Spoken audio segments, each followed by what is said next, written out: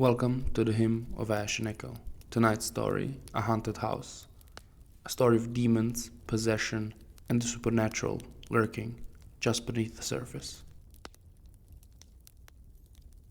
Every culture across the globe has its own versions of demons, ghosts, and devils. All the things that go bump in the night. Modern scholars surmise that unseen supernatural beings were their way of understanding the world of microbes. Elaborate metaphors to explain the impossible. But what if the old ones knew something the new ones didn't? What if the age of enlightenment led us into darkness? What if all the things that go bump in the night were real as the microbes we now can see? What if the fence stretched before them, old, rusted and broken? It barely deserved to be called a fence, just as the thing it guarded could hardly be called a house. It was more of a ruin in a vaguely house-shaped form, with all the windows boarded up, the porch long gone, and the walls were more holes. Even though the door looked ready to fall, it was still on its hinges, so that was something. At least the roof was mostly intact. "Are we sure about this?" Jetty asked. "Don't be a scaredy cat," Dean said, feeling his grin widen. Her fear was the best part of this whole mess. "We go in, play the game, and get out." "And have some fun on the side," James said, his eyes shining in the moonlight. Tina, his girlfriend, shivered at the prospect. "Don't be disgusting," Jenny said. "Oh, now you are a prude?" James asked. Dean frowned. It was true that Jenny was no prude, but she wasn't really kinky either. "What's that supposed to mean?" she asked. "Let's go." James pushed the fence in. The whole structure groaned and screamed, but it opened. "Honey, please." Jenny grabbed his arm. "Come on. There is no such thing as ghosts." Dean pulled her along, and she followed, reluctantly, the Ouija board under her arm. "Ghost of the old man haunts this property," James whispered in a mocking tone. "And his best friend, and definitely not his gay lover." "Ooh," Dean mocked, pushing the door open. "We accept your lifestyle, ooh," he said, and the others laughed. Well, the guys did. Tina and Jenny remained silent, rubbernecking around, as if truly afraid. "There are no such things as ghosts. Relax," Dean said, taking the board. "What about homeless people? Junkies?" Jenny asked. "Some out-of-town creeps?" Tina asked. "That's a reasonable fear, right, Dean?" James lifted his shirt, showing off his Desert Eagle and badge. "I agree, James," Dean said, showing his gun and badge. "You told me you left that thing in the car," Tina yelled. "I left a piece in the car," James grinned, spreading the board on the floor, setting the planchette in the center of it. "Let's play." Dean smiled at his best friend. "Alright, everyone, fingers on, and let's see if the old man is still here." "No," Tina crossed her arms. "Come on, honey, just one small game," James said. "One game?" Tina asked, looking at Jenny, and both slowly nodded, and finally touched the planchette. The house groaned. The girls yelped, but held their fingers on the planchette. Dean grinned. "Is anyone here?" The planchette jerked. The girls froze. "That was you!" Tina slapped James, and he burst out laughing. "It's not funny," she said. Dean pushed the planchette, spelling out the single word. "S-C-I-R-D-Y. "Asshole," Jenny snapped, pulling back. Someone banged on the door, and all of them jumped. Jenny almost ended up on his head. Carla poked her head in, smiling like a mad woman. "Gotcha." Louis walked in behind her, grinning like a fool. "You're stupid," Jenny muttered, pulling back. "No, this would be stupid," Louis said, showing off an old book, the leather covers cracking. "What's that?" James asked. "The book of my abuela's ghost and demon protections," he grinned. "We could spell one name on the board." "Come on, guys," Jenny shouted. "This is insane." "That's fucking awesome." Dean's grin grew, watching his girlfriend shiver in fear. She was so cute when she was afraid. "Let's find a sick one." Louis began mumbling in Spanish, his own smile growing. "Boo!" Carl jumped at Tina. "Bitch!" Tina cussed her out. "That's my girl." Louis smiled at her, lowering the book. "I got one. It better be a good one," Carla said, placing 2 fingers on the planchette. "What's the name?" "El Monarca," Louis whispered. "Hands on, please." "Monarch? Love it," Dean said, pushing the planchette. M.O. Louis began reading something in Spanish. eyes glued to the book. The girls gave him death stares. N.A. The wind picked up, causing the house to creak and spreading the stench of rotten eggs. R. The door creaked open. The girls shivered. C. Louis dropped on his back, convulsing. Tina and Jenny screamed, jumping away and letting the planchette go. Dean chuckled, stopping the game, but James pulled the planchette to the last letter. H. Louis stopped convulsing, lying still on his back. Louis? Tina asked, but he didn't move. The wind howled, slipping in through the boards. Louis, that's enough, Carla said. Dean had a little lamb, Louis sang, his eyes still closed. You fuck, Dean grinned. James had a little lamb, his skin as black as coal. Louis! James shouted, but he laughed. That's not funny, Tina said. He was racist towards me, James said, placing a calming hand on Tina's shoulder. I think it was. And everywhere that guys went, and everywhere that guys went, I was sure to follow, Louis sang, his eyes still closed. They let me in, let me in, let me. They let me in the old house at the end of town. Louis, cut it out, man, James said. Now you're freaking me out. His eyes shot open, staring at them, unblinking. Lou, come on, Dean shouted. There's no Louis here, only Monarch. Louis twitched. Dean felt real fear rush up his spine, and his mouth went dry. But no, there was no such thing as demons and ghosts. Lou's face twitched. Dean reflexively reached for his gun, eyes glued to the man. I'm just fucking with you, Louis sat up. You two shat yourselves. No, it didn't, James muttered.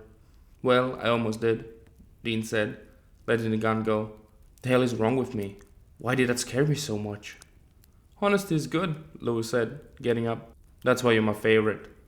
That was too much, Carla said. Dean shook his head, wanting to snort, but he couldn't look away from Louis.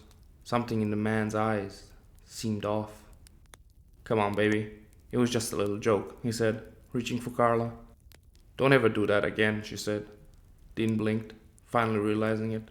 There was no warmth behind his gaze, just some strange pride, joy. He couldn't place it. Cross my heart, hope to die, he whispered, spreading his hands like a mock promise. His grin was just a little too wide. Come on, baby, give me some love. Was he still acting? Will he do another prank? Dean thought. She shook her head and smiled, grabbing his hand, letting him pull her into a kiss. He slammed her head against the Ouija board. The wood cracked under the impact. Blood sprayed. Dean's brain short-circuited, unable to comprehend the scene before him. He stared at his oldest friend as he stepped on his girlfriend's bleeding face, slowly pressing down, her face contorting under his foot. Lou, what the fuck? James shouted. Lou is gone, he said, his smile growing wide, as Carla moaned under his foot. Jenny screamed, forcing him back into reality. His training kicked in. Neutralize the threat, get to safety. Dean pulled his gun out. That's enough, man. A gun? Scary, Lou shook, putting even more weight on Clara's face. Something cracked. Dean fired twice. The gunshots tore through the old house. Bullets ripped through Louis, center mass, just as they taught them in the academy. The man only smiled, his eyes glowing red. What? Dean stared at the impossibility. A man with 2 holes in his chest, laughing and stomping down. Carla stopped moving. Tina screamed. James grabbed her and ran. Dean did the same, straight for the door. No, no, Lou whispered, and the door slammed shut. You let me in. There's no going out. Dean grabbed the old doorknob and pulled. It didn't budge. The fuck? His mind screamed as he stepped back and kicked. Nothing. James spun, his gun roaring. 3 shots, all 3 hit. Louis didn't even flinch, staring them down. Then he began whistling, face stretching into a grotesque smile. We will play a little game, he sang, taking a step forward. Little game of hide and go seek. Jenny began crying, and Dean pushed her behind himself, his gun still trained at the thing with the red glowing eyes. I count to 10, and you hide, Louis said. What? James asked. 1, 2. All of them stood frozen in place. 3, 4. We must move, Dean thought, grabbing Jenny and running deeper into the house. James, run! Dean and Jenny crouched in the dark room, away from the door and the windows, inside an old, broken-down closet, the only place they could actually hide. She shivered in his hands, pale and terrified, sobbing silently. He wanted to cry too, but he had to stay calm. Think this through. There were no such things as demons. There simply weren't.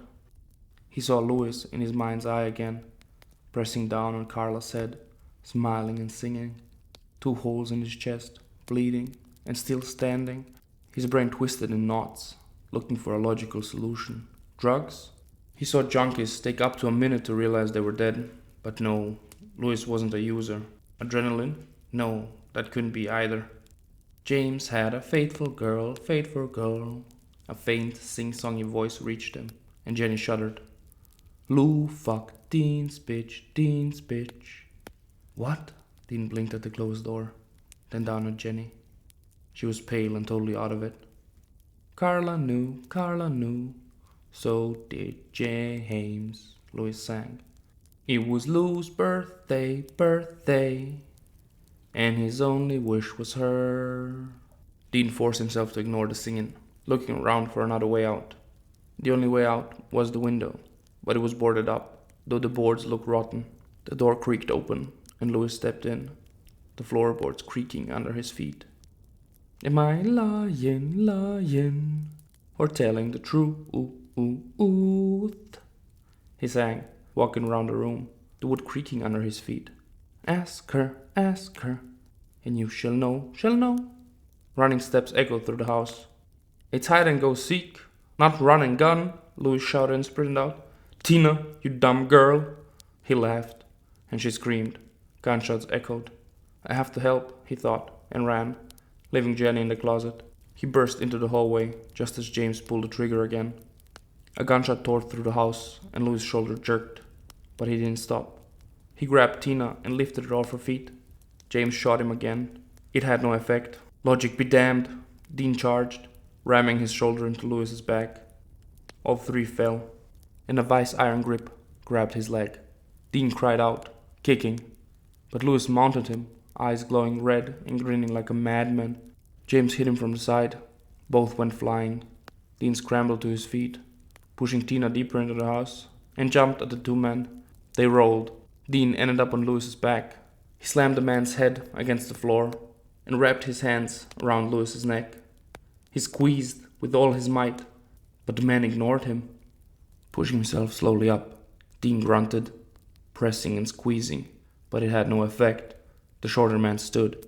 James punched Louis in the face, once, twice, thrice. This is really fun, Louis laughed, not even defending himself. Too bad it ends now.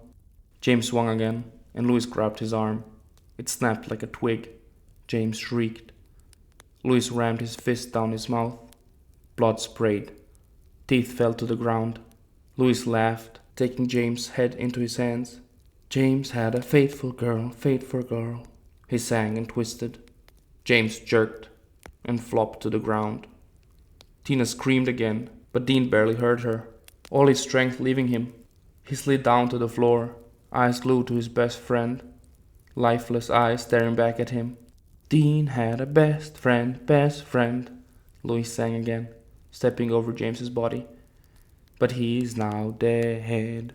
James was dead? Dean reached for him, fingers hovering over the man's face. How could this be? James couldn't be dead. He couldn't. The skin felt too hot under his fingers. Too hot, as if the man had a fever.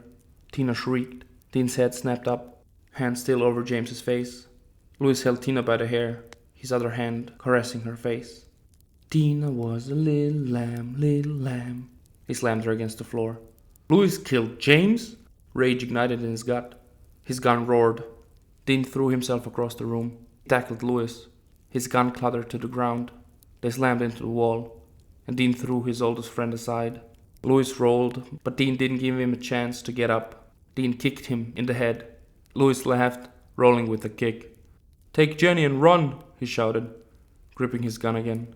That's madness, a Jew once said. Louis sat up, smiling, as if they were just chatting over a beer. Dean fired 2 shots, but Louis walked into them like it was nothing. Dean fired another, before Louis grabbed his arm and slowly, tenderly, took his gun. His hands were cold and hard, like ice. "Tina, run!" he shouted, trying to pull back. Louis let him, leaning the hot barrel against his own temple. "Madness, I tells ya," he fired, point blank. The bullet ripped through his head, exiting the other side. Blood and brains splashed on Dean's face. Dean froze, unable to move, unable to think, unable to look away. This couldn't be. This couldn't be. The brain matter flopped on the floor. "Demons aren't real." "Did you ask her?" Louis asked. Dean blinked. "This couldn't be real. I must be on drugs." "You didn't?" He shook his head.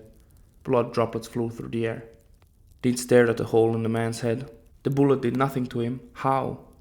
Maybe I have brain damage? Oh well, you will find out soon enough. "What are you?" he croaked. "What?" Louis cocked his head, brain matter falling to the floor with a dull thump. "You did let me in, didn't you?" "Demons aren't real," he muttered. "You can't be real." "Oh, my honest man, I'm quite real," he said. Dean just stood there as Louis moved in, closer. "You will be perfect," Louis said, fingers closing around Dean's jaw. "And together we will find Edward, Mateo, and George, and get some revenge, and have real fun. Sound good?" Dean wanted to run, he wanted to scream, he wanted to fight, but his body gave out. Louis leaned in and kissed him, his lips soft, his tongue cold and hard. Something warm entered his mouth, like a snake. It slithered down his throat. Dean choked for a moment. Then he fell into darkness. Dean felt the wind on his skin. He felt the rotten wooden boards under his feet, and he watched the house move around him.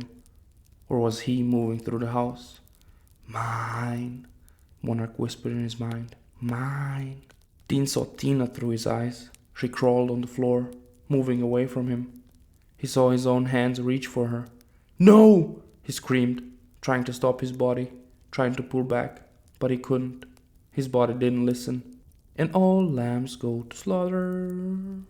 He heard his own voice in his head, but he hadn't spoken. He saw his hands grab her ankles and pull her across the rotten boards. "No, no, stop!" He felt the muscles in his legs strain as it left the ground.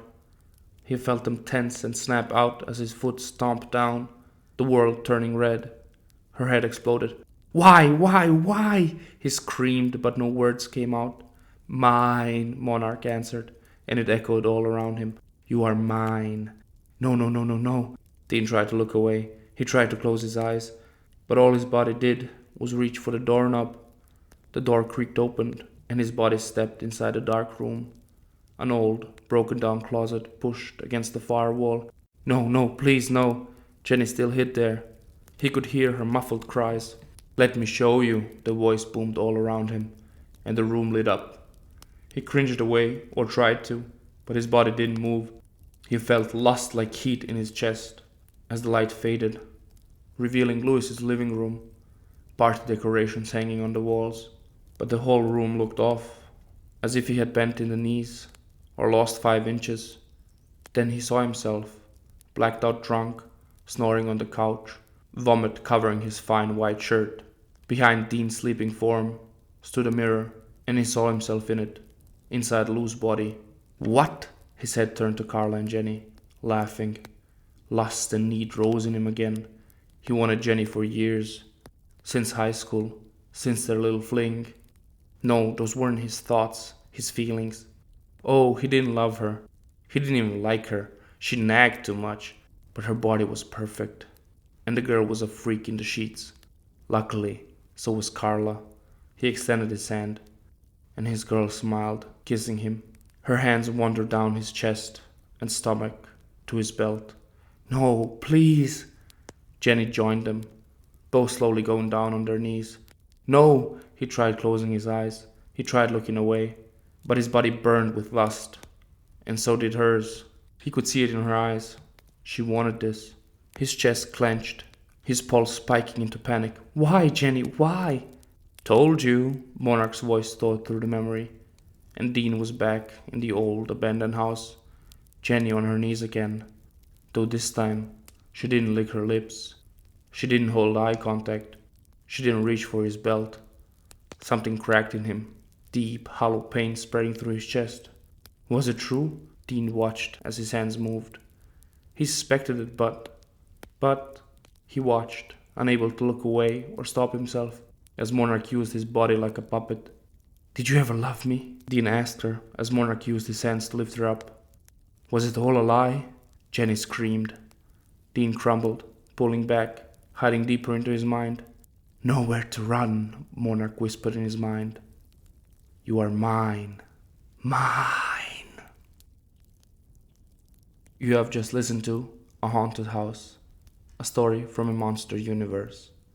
If you enjoyed the story, consider leaving a like and subscribing to the channel. I post 2 stories a week. And now, the blooper reel. Unseen supernatural beings were their way of understanding the worlds of microbes. Ooh, I got a message. As real as the microbes, we can, at least the roofed, but held their fingers on the punchlight. Jesus Christ. Placing a calming,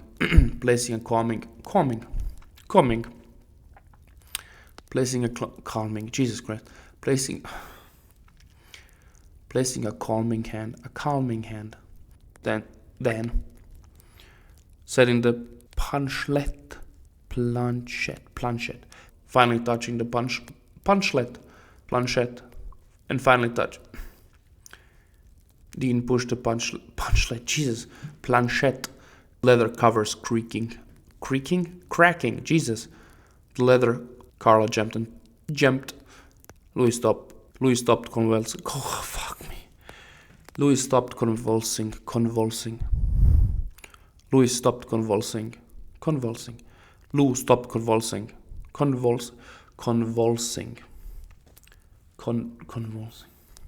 Dean and Jenny crouched. Fuck me. Gene. He saw junkies. He bursted into the hallway just as James pulled the trigger. He busted. And wrapped his hands.